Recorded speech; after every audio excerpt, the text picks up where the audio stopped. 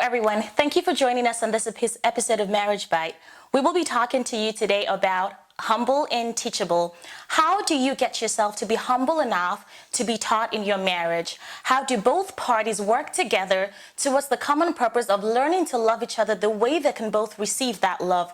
And I think that, honey, for you to actually love a person the way they want to be loved, for you to actually serve a person within your marriage the way they want to be served, Yes. you need to be humble enough for them to teach you how they want to receive your love. Yes. And you need to also be teachable. Yes. So the teacher is willing to teach, Yes. and the student is willing to be taught.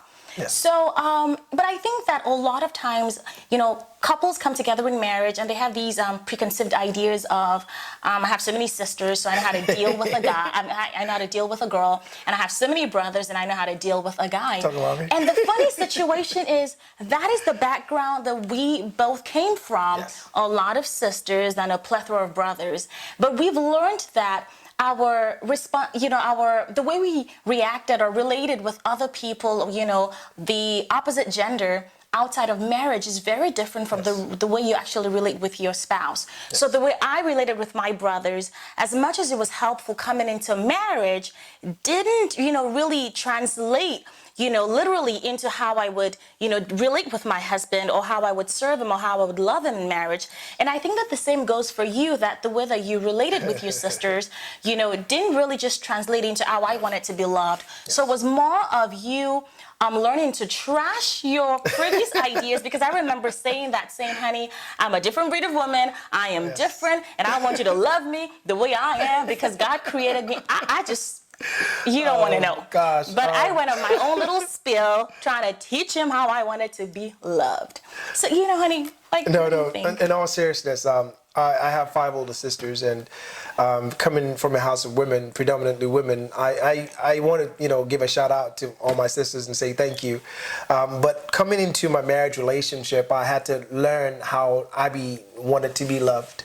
And, having previous relationships, I thought, I knew, the opposite sex. I knew, like Mel Gibson, what every woman wants, but it's not always the same. And I woke up to a very rude awakening in my marriage, because my wife is totally different. Abby is, for every one of you that know my wife, personally, she's just a different kind of person. And the normal things that excite a woman doesn't necessarily excite her. I give you an example. 2014.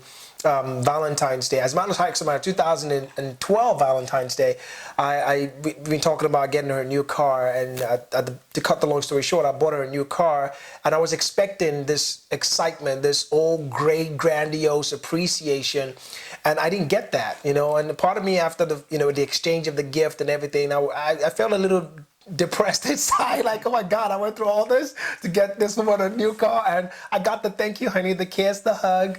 And just a few days later, I walked into the kitchen, there were dishes in the sink, and I just went ahead and, put on this faucet and started washing the dishes, and I got done with it, and she comes running into the kitchen, jumping up on me and kissing me and thanking me and hugging me, and the excitement for the car and the dishes were different. I got more love for washing dishes than I did buying a car, So what I'm trying to say is that you have to take the time to know who your wife is, what makes her who she is, and my teachable moments majority of it has been physical intimacy with us.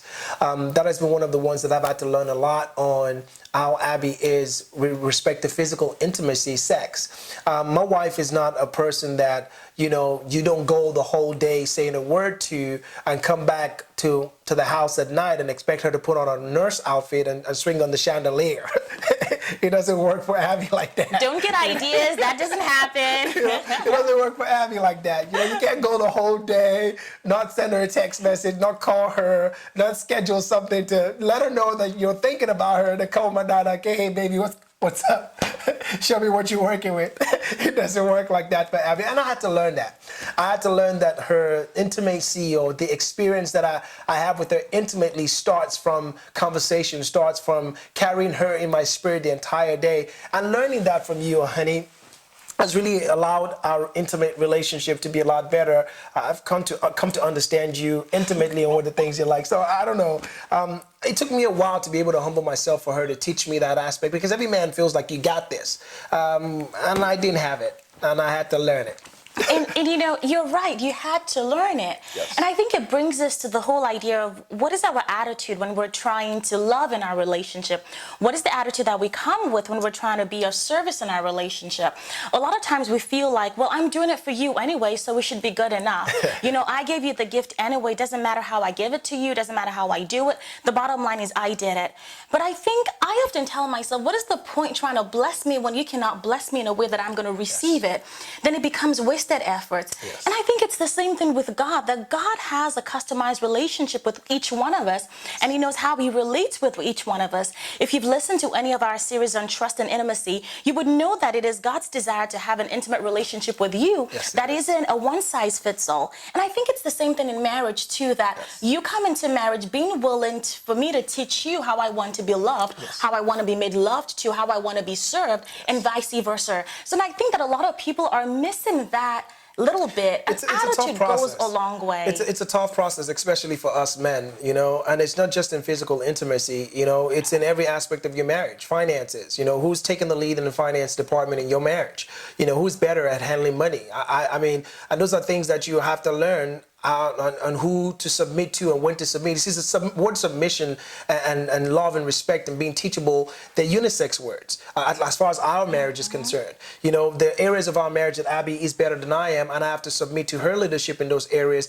and I have to be willing for her to teach me on how I can be better in those areas. I mean, I know the ultimate leadership of this family is my responsibility, but I cannot run this marriage relationship by myself. I need help, you know. And you as a man, your willingness to submit to God, your willingness to be taught by God, because a lot of times you cannot give what you don't have. I say it often, and that you can't give what you don't have. For me to be able to be teachable, I am submitted to God who's able to teach me. It makes that teachable spirit now permanent in my life, that receiving, you know, constructive criticism or even teaching me on how to do certain things within the confines of our marriage from Abby makes it a lot easier for me. And as long as you can put it in your heart as a husband that your number one desire is to make this woman all God has called her to be, to help her, to help give her everything that she needs in marriage so that she can flourish and grow and become everything God has for her, then you're in the right place. You have the right mindset.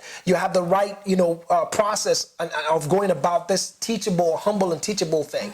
But to say that it's going to be an easy walk in the park, you know, that's not what it's going to be. It's going to be a lot of prayers. It's going to be you willing to die on a daily basis and willing to do it for the purpose for which God has joined you together. So, you know, if you even think about the word humble, it means preferring the other person over yourself. Yes. Esteeming that other person over yourself. Yes. It's not thinking less of yourself, but I think thinking less about yourself and thinking more about the other person, wanting to put that person first. And so I think that when we love in marriage and we're serving each other in marriage, it should be from that attitude of I want to bless you, not I'm doing you a favor, so just take it out every way I give it to you anyway. So the attitude goes a long way. So what are we trying to get at? What are we really saying?